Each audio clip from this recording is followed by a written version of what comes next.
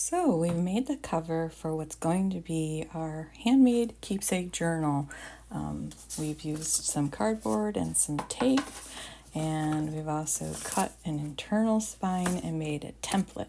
So now you don't have to do things in the order I'm doing them, but the next thing that I like to do is pick out the fabric for my cover, because that kind of sets the mood for me about how the whole journal is going to go. So these are the fabrics that I've picked for my cover. This is just a cotton floral, roses. I love the colors.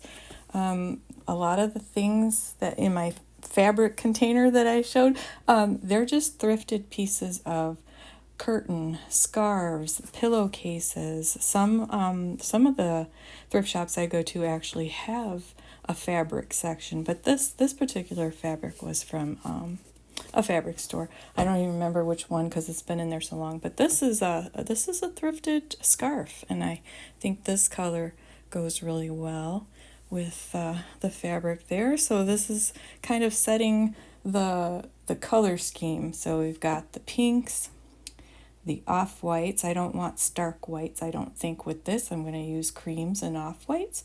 So pinks and some greens and some off-whites.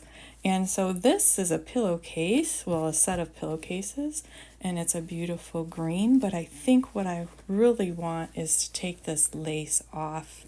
I'm really loving this lace. So I have two thrifted pillowcases that at some point I had cut up and used some of the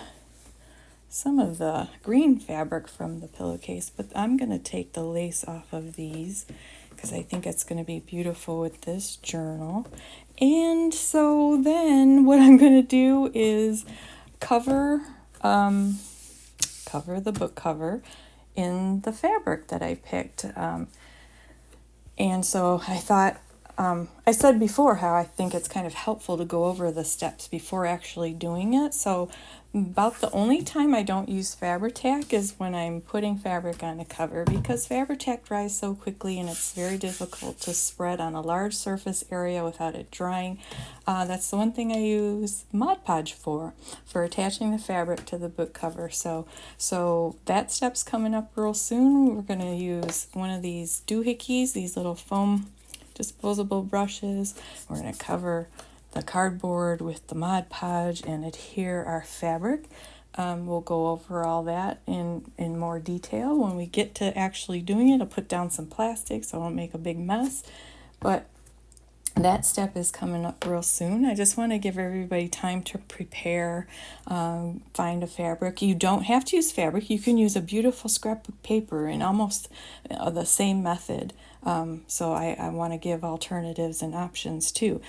And then, but if you want to go ahead and get your pages together first, you can do that. You don't have to do the book cover next.